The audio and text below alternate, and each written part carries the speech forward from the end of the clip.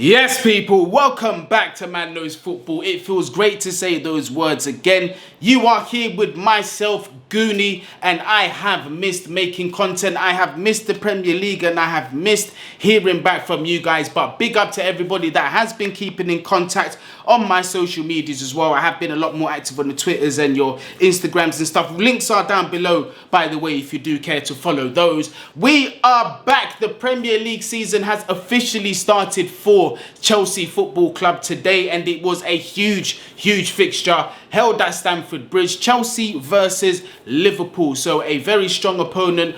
Pochettino's first test for Chelsea Football Club. A lot of debuts were made today, but I was quite shocked to see perhaps one or two players on the bench, and I was even more shocked to see the shape of the lineup that we went with today. But before I get into the content, people, please make sure you smash that subscribe button. Let's continue to grow. Let's pick up this channel from where we left off. Smash the thumbs up as well and leave your thoughts down there in the comments on today's game. So let's get started. We're going to get into this. A new Chelsea, a new era, and effectively a new team. We have seen a lot of outgoings and we've seen a lot of incomings. And guess what?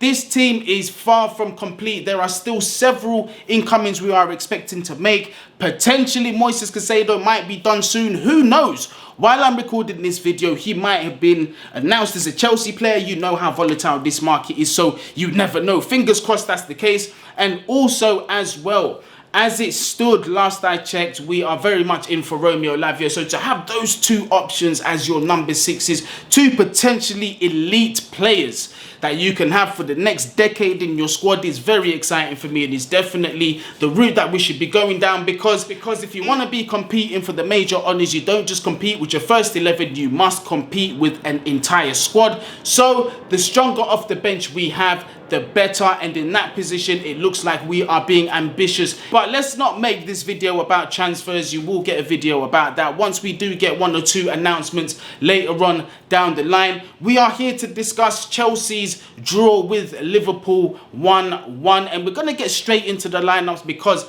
like I did say, there were many surprises. Well, a few big surprises that none of us were expecting to see. Obviously the lineup today, we went with the back five, and throughout pre-season we had been going with the back four, and we'd been getting very good results as well. A lot of positivity I was seeing. So I do understand, I will say this, I do understand why Pochettino did go with the back five. Perhaps a little pragmatic today, but he was respecting his opponent, and just based on the fact and based on the point that I was making that this Chelsea team isn't quite complete. No natural senior number six. We do have the options of Ugo Chukwu, who we did see come on later on, and Andre Santos, but you know, for a game of this magnitude, the curtain raiser essentially for Chelsea Football Club in the Premier League, maybe you want to go with a little bit more experience, which is what I understood. But let's look at the personnel that did start the game today on the screen.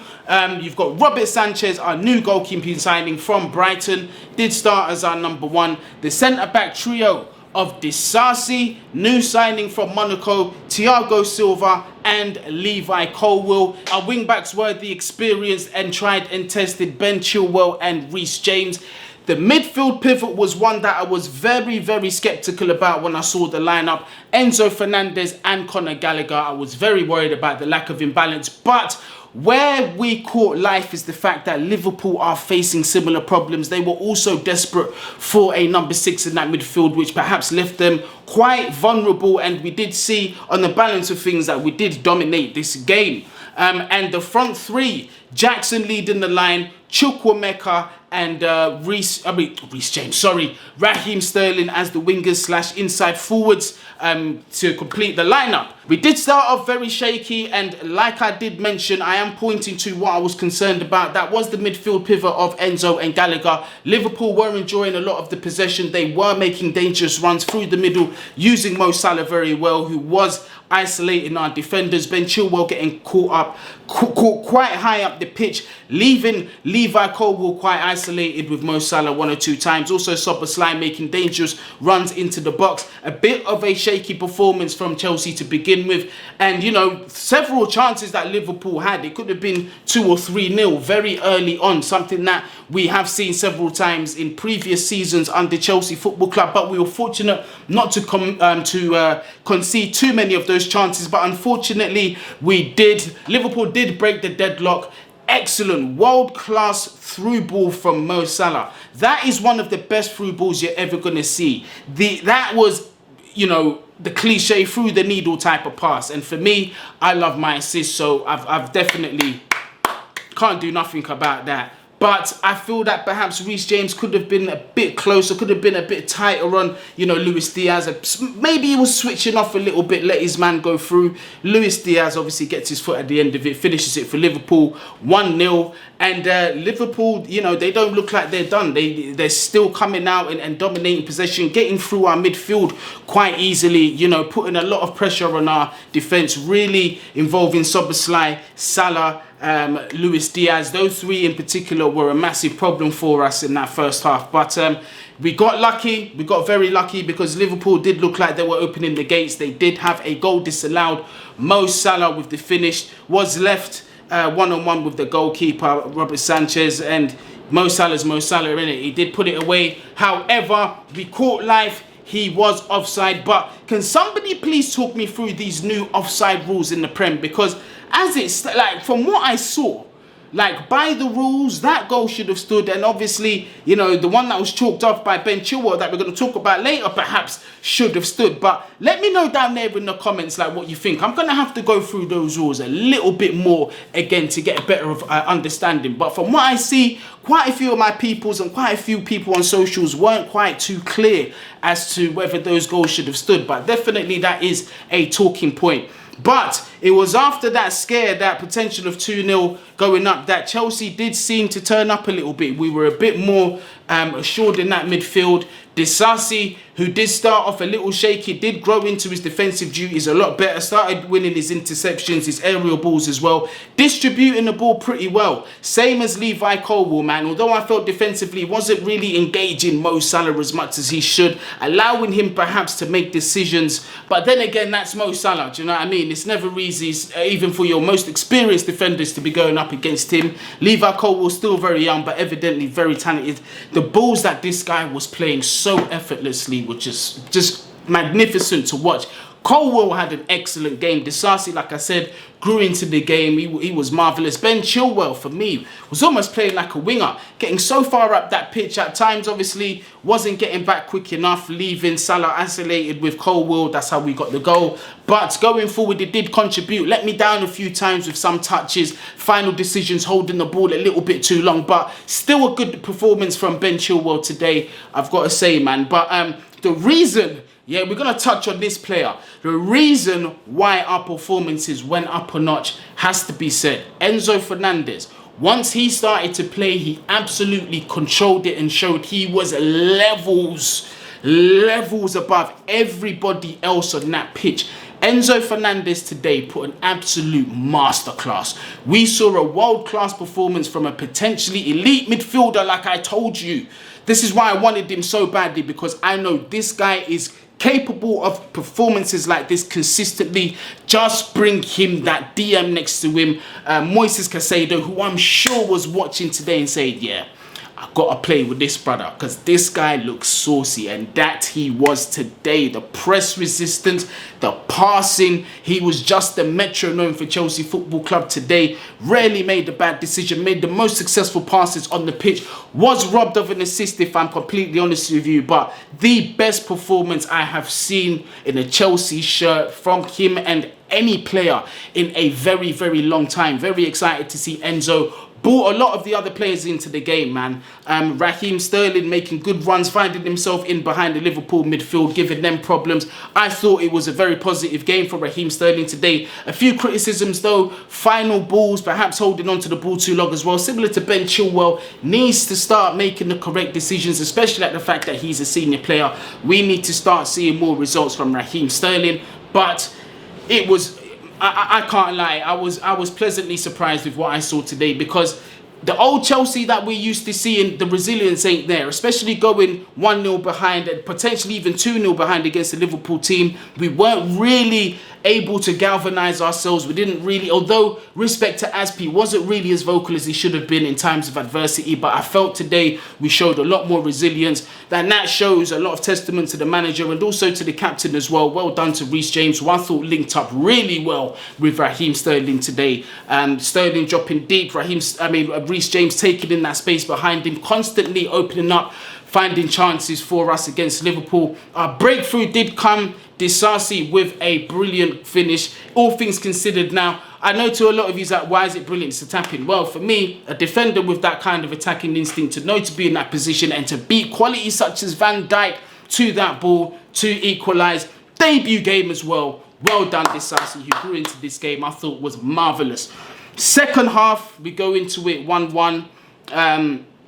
Definitely the better team. And Enzo Fernandez, from a tactical perspective, does drop deeper and give Conor Gallagher a bit more of an option closer to him when he does receive the ball. And this definitely elevated Conor Gallagher's performances today. His cameo today doing that number 6 role, which is not his natural position, I thought picked up massively for this reason in the second half. He was winning interceptions cleanly and coming away with the ball, starting transitions, what you'd like to see from any number 6. So Conor Gallagher today, definitely one of his better games today. Fair play to him. We're probably not going to see him in a Chelsea shirt again if we do get both Lavia and Caicedo over the line. So potentially this could have been his final game for Chelsea, but was an excellent performance from him. Several times he stopped the Liverpool counter-attack, transition and started our own counter-attacks, man. So fair play to him. I've got no criticism of him today, but we dominated Liverpool, man. We really did.